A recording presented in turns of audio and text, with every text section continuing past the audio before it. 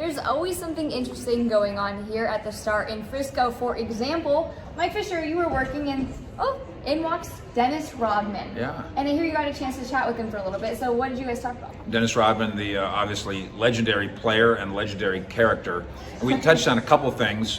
One of them was his fondness for kids. And I told him, I said, we can talk about kids, but I'm going to bleep out all the bleeps because he'll throw some bleeps at you, although he didn't when he visited with this kid. Hello, yes sir, what's up? Wow! We're actually from the Bay Area. There you go. There you go, add that to it, right? There you go, baby, yes sir. Thank you so much. There you go, baby. Yes sir, there you go. Thank you. There you go, baby, thank you, honey. Mwah. You got the soft spot for the kids, Why not? right? There you go. Yes sir, yes sir.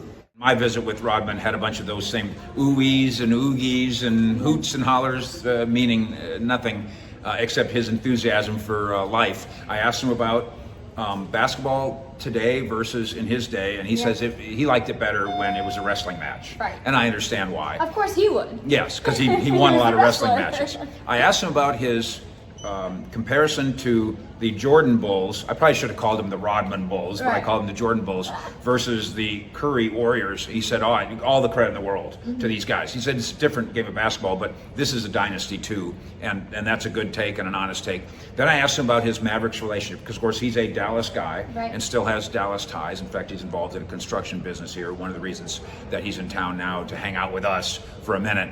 And he went ahead and retold the story of Cuban coming to visit him and saying, I want to sign you. Yeah. And the reason I want to sign you isn't just for basketball. We need to get some butts in the seats in the arena. We Yep. need some publicity. You are must-watch TV, and we need some of that. He certainly was. And so this is Cuban's very first year, and Cuban had just bought his, $20 million mansion. And I said to Rodman, and you lived in the backyard for a while until the league realized that was illegal. And he said, yeah, I lived in the outhouse.